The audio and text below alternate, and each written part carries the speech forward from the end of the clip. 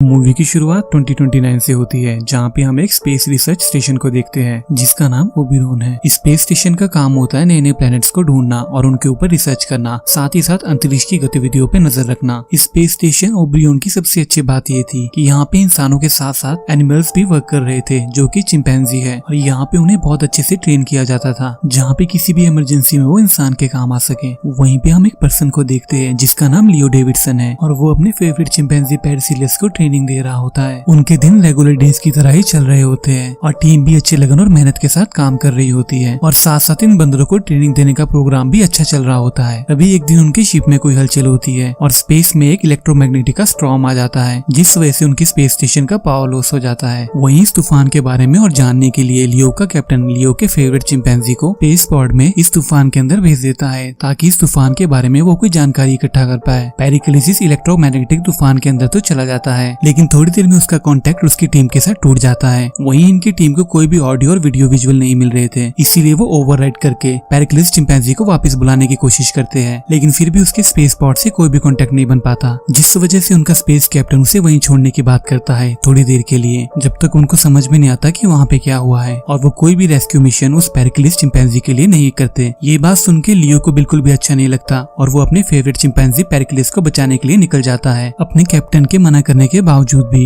लियो इस तूफान के अंदर चला जाता है, जहाँ पे उसको पेरिक्लिस का स्पेस पॉड दिखाई देता है। लेकिन अचानक से वहाँ पे एक तूफान की वेव्स आती है और पेरिक्लिस का स्पेस पॉड गायब हो जाता है। ये सब देख के लियो को बहुत अजीब लगता है और वो अपनी टीम को वापस कांटेक्ट करता है, लेकिन अब उसका भी कांटेक्ट उसकी टीम के साथ नहीं बन पा रहा था। अचानक से वहाँ पे फिर से इलेक्ट्रोमैग्नेटिक की वेव्स आती है और लियो का स्पेस पॉड भी पूरी तरीके से काम करना बंद कर देता है और वो उस वेव्स के अंदर खींचा चला जाता है। थोड़ी देर में उसकी स्पेस पॉड में पावर सप्लाई फिर से आ जाती है, लेकिन जो स्पेस पॉड के अंदर ईयर का कैलेंडर था वो रिवर्स में जा रहा था और लियो को कुछ भी समझ में नहीं आ रहा था कि यहाँ पे क्या हो रहा है। वहीं लियो को एक प्लेनेट दिखाई देता है और लियो उस प्लेनेट में लैंड करने की कोशिश करता है, लेकिन स्पेस पॉड में कुछ टेक्निकल प्रॉब्लम आ गई थी, जिसकी वजह से स्पेस पॉड जलने लगता है और वो क्रैश लैंडिंग करता है पेड़ों को तोड़ के पानी के बीच में। लियो अब जिस प्लेनेट में था उस प्लेनेट का नाम एशलर है और जो ईयर वहाँ पे चल रहा था वो 5021 AD था, जिस बारे में लियो को कोई भी आइडिया नहीं था। वहीं लियो स्पेस पॉड से जैसे ही बाहर निकलता है, अचानक से उसे बहुत सारी आवाज सुनाई पड़ती है और लियो को उस प्लेनेट में ह्यूमन बींग्स दिखाई देते हैं, जहाँ पे वो पहली बार देना को देखता है, लेकिन वो सब किसी चीज से भाग रहे होते हैं। इसी वजह से लियो भी वहाँ पे भागना शुरू कर देता है। सडनली हम वहाँ पे बंदरों को देखते हैं जो कि इंसान को पकड़ रहे होते हैं और बड़ी बेरहमी से उनको कैद करके ले जा रहे होते हैं। सडनली भागते भागते लियो एक ओपन स्पेस में आ जाता है, जहाँ पे वो बाहर देखता है कि कोई सेना उसकी तरफ चली आ रही है। सडनली इसी दौरान उसके ऊपर एक बंदर जंप करता है और लियो थोड़ी देर के लिए बेहोश हो जाता है। जब लियो को होश आता है तो अपने सामने एक बंदर को देखता है जो लियो के सामने बात करता है, और वो उन सभी बंदरों का सेनापति होता है जिसका नाम थेड है, और यहाँ पे लियो पहली बार उसे देखता है। थोड़ी देर बाद वो सारे बंदर इंसानों को और लियो को पकड़ के उनके राज्य की तरफ ले जाते हैं। उनके राज्य में पहुंच के लियो देखता है कि ये बंदर काफी इंटेलिजेंट है, वो इंसानों की तरह ही उठते बैठते खेलते और एंजॉयमेंट करते हैं, लेकिन फर्क सिर्फ इतना था कि उनकी टेक्नोलॉजी इतनी एडवांस लेवल की नहीं थी, और जैसे इंसान शुरू में रहा करते थे जब उनके पास टेक्नोलॉजी नहीं थी, वैसे ये बंदर की प्रजाति रह रही थी बिना टेक्नोलॉजी के। बट यहाँ पे इंसानों की कोई भी वैल्यू नहीं थी। इंसानों को यहाँ पे खरीदा और बेचा जाता था और किसी जानवर की तरह यहाँ पे ट्रीट किया जा रहा था, जैसे इंसान इनके लिए एक पालतू जानवर है और वो इंसान के साथ कुछ भी कर सकते हैं। वहीं लियो पहली बार एक बंदरी को देखता है जिसका नाम आरी है, और वो बंदरी छोटे बंदरों के बच्चों को बोल रही होती है कि इंसानों के ऊपर पत्थर ना मारो, इंसान भी हमारी तरह ही है। इस चीज को लियो देख लेता है और आरी के प्रति उसके मन में एक उम्मीद जाग जाती है। थोड़ी देर में उनकी कार्ट रुक जाती है और वहाँ पे वो सब एक बंदर को देखते हैं जिसका नाम लिम्बो है। लिम्बो एक डीलर है जो इंसानों को खरीदता और आगे बेचता है, और वही वानर प्रजाति आके उसकी दुकान में इंसानों को खरीद सकते हैं। थोड़ी देर में उन सबको पिंजरे में डाल दिया जाता है और उसके बाद फिर से हम उनके सेनापति को देखते हैं, जनरल थेड को, जो कि अपनी नीस के लिए एक पेट खरीदने के लिए लिम्बो की दुकान पे आता है। वहीं वो इंसान की बच्ची को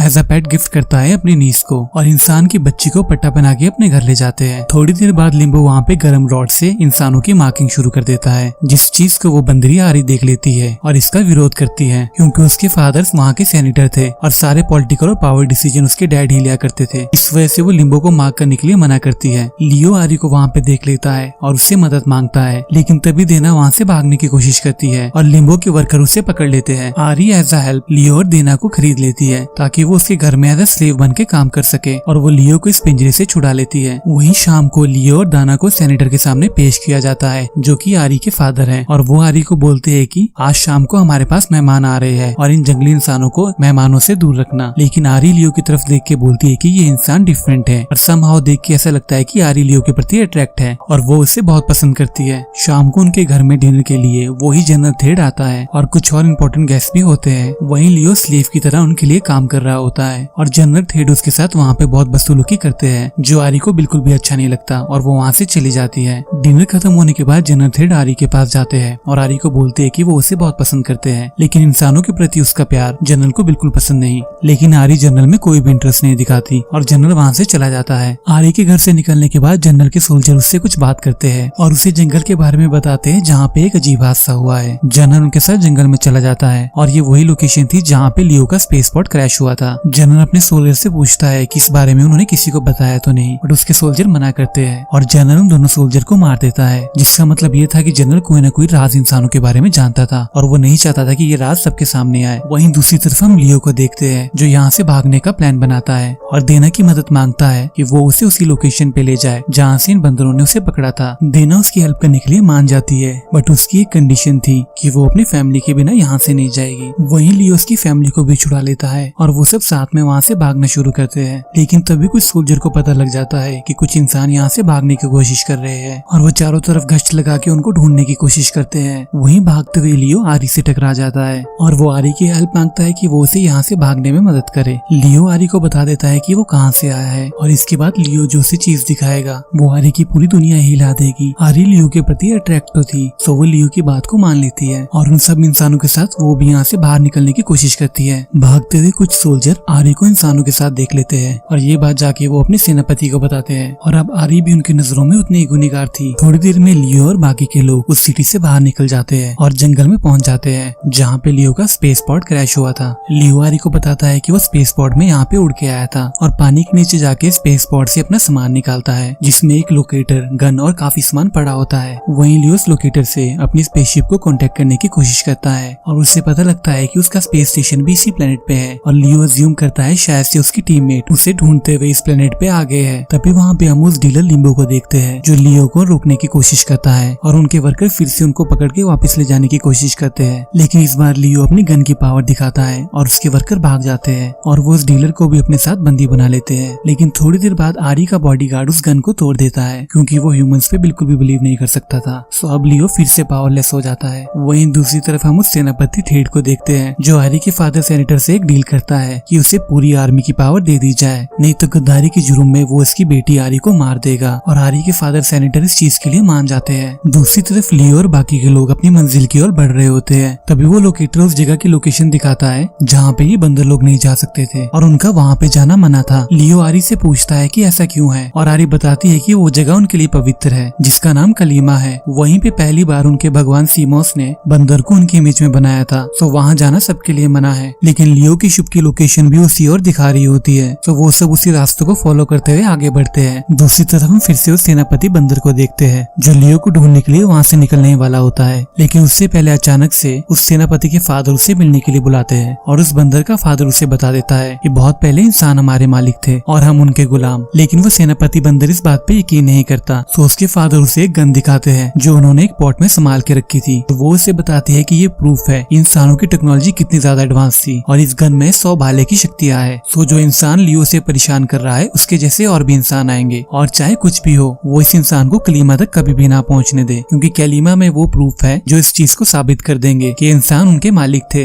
वहीं लियो और बाकी के लोग उस लोकेशन में पहुंच जाते हैं जिसे कलीमा बोला जाता है। दिखने में वो जगह बहुत टूटी फूटी लग रही थी, जैसे कि वो वहाँ बहुत सालों से पड़ी है। लेकिन सबसे हैरानी की बात ये थी कि उसका GPRS इसी अबैंडन से कलीमा को उसका स्पेसशिप बता रहा था। वहीं लियो इस कलीमा के अंदर चला जाता है, बट उससे अपने कोई भी टीममेट्स या स्पेसशिप दिखाई नहीं देती, जबकि उसका GPS बता रहा था कि वो लोकेशन में पहुंच गया है और उसके स्पेस स्टेशन या उसके लोगों को वहीं होना चाहिए, बट वहाँ कुछ भी नहीं था। लियो को वहाँ पे एक ह्यूमंस का स्केलेटन मिलता है और कलीमा का साइन भी, जिससे वो मिट्टी हटाता है और जिसमें लिखा था क्वेश्चन लाइव्स एनिमल, जिसका मतलब ये था कि यही उसकी स्पेसशिप है और ये यहाँ पे काफी सालों से पड़ी हुई है। लियो उस शिप के पायलट डेक की ओर जाता है जहाँ पे स्पेसशिप में अभी भी पावर सोर्स था और वो कैप्टन के लॉग्स चेक करता है कि यहाँ पे क्या हुआ था, जिसमें लियो को पता लगता है कि लियो को ढूंढते हुए तूफान के अंदर गए थे और उनका ये स्पेसशिप इस प्लेनेट पे क्रैश हो गया। क्रैश होने के बाद जो चिंपैंजी एनिमल उन्होंने अपने पास रखे थे अचानक से इस प्लेनेट पे पहुंच के वो इंटेलिजेंट हो गए और उनमें से एक चिंपैंजी सीमोस उनका लीडर बन गया, जिसने सारे चिंपैंजी के साथ मिलकर बगावत शुरू कर दी। दी और काफी इंसानों को मारा भी, जिसकी वजह से इंसान और बंदर इस प्लेनेट में तितर बितर हो गए। सो देना और जितने भी लोग इस प्लेनेट पे थे वो सब उसकी स्पेसशिप के टीम मेंबर्स के ही वंशज थे और ये बंदर सब उनके वर्कर थे जो इस प्लेनेट में पहुंच के इंटेलिजेंट हो गए। लियो समझ जाता है कि जब वो इस इलेक्ट्रोमैग्नेटिक स्टॉर्म के अंदर था तो वो किसी तरह इस प्लेनेट के फ्यूचर में पहुंच गया, बट उसकी स्पेसशिप और टीम मेंबर एक नॉर्मल समय पे यहाँ पे क्रैश हुए थे। बट लियो इस तूफान की वजह से टाइम ट्रेवल करता है और इस प्लेनेट के फ्यूचर में पहुंच जाता है जहाँ पे अब इन बंदरों का राज था। ये सारी बातें जान के लियो बहुत ज्यादा निराश हो जाता है क्योंकि अब वो इस प्लेनेट से कभी भी नहीं निकल पाएगा। थोड़े दिनों में लियो स्पेसशिप से बाहर निकलता है और देखता है कि वहाँ पे बहुत ज्यादा इंसान इकट्ठे हो रहे हैं जो लियो की स्टोरी के बारे में जानते हैं और उन्हें लगता है कि लियो उन्हें इन बंदरों से छुटकारा दिलाएगा क्योंकि लियो ही अभी तक एक था जो उन बंदरों से लड़ने में कामयाब रहा। वहीं रात को लियो को पता लग जाता है कि वो सेनापति अपनी सेना लेके इसी ओर आ रहा है और वो सब इंसानों को मार देगा। वहीं दूसरी तरफ लियो को पता लग जाता है कि उस टूटी हुई स्पेसशिप में अभी भी फ्यूल बाकी है जिसका वो अगले दिन लड़ाई में यूज करता है और उस स्पेसशिप को स्टार्ट करता है जिसके धमाके से आधे बंदर ऐसे ही मर जाते हैं। लेकिन लड़ाई अभी भी जोरों शोर से चल रही होती है और बंदरों की सेना इंसानों से जीत रही होती है। तभी उन सबको आसमान में एक स्पेसशिप दिखाई देता है जिसमें और कोई नहीं लियो का फेवरेट चिंपैंजी पर्सिलिस बैठा होता है जो वहाँ पे लैंड करता है और उसकी वजह से फाइट रुक जाती है। वहीं सारे बंदरों को लगता है कि ये सीमोस है उनका गॉड जहाँ पे भविष्यवाणी हुई थी कि वो फिर से इस दुनिया में जन्म लेंगे और सारी वानर प्रजाति उनके आगे झुक जाती है। लियो अपने फ्रेंड पर्सिलिस को देख के बहुत खुश होता है बट उस जनरल को ये चीज बिल्कुल पसंद नहीं आती और वो पर्सिलिस पे हमला करने की कोशिश करता है। पर्सिलिस भाग के उस टूटी हुई स्पेसशिप के अंदर चला जाता है और वो जनरल भी उसके पीछे भागता है। वहीं लियो उसे रोकने की कोशिश करता है और गन फायर भी करता है जो उसे पर्सिलिस के बैग से मिलती है, लेकिन तभी उसके हाथ से गन छूट जाती है और थेट उस गन को लेने के लिए पायलट डेक के अंदर चला जाता है। बट लियो उस जनरल को वहाँ पे लॉक कर देता है और कोई भी उस जनरल को वहाँ से बाहर नहीं निकालता क्योंकि उसने अपने ही बंदरों को झूठी कहानी बताई थी इंसानों के बारे में, जबकि इंसान और बंदर हमेशा से मिलके रहते थे। उस जनरल को लॉक करने के बाद वहाँ का माहौल बहुत अच्छा हो जाता है। इंसान और बंदर अब बिल्कुल भी नहीं लड़ रहे थे।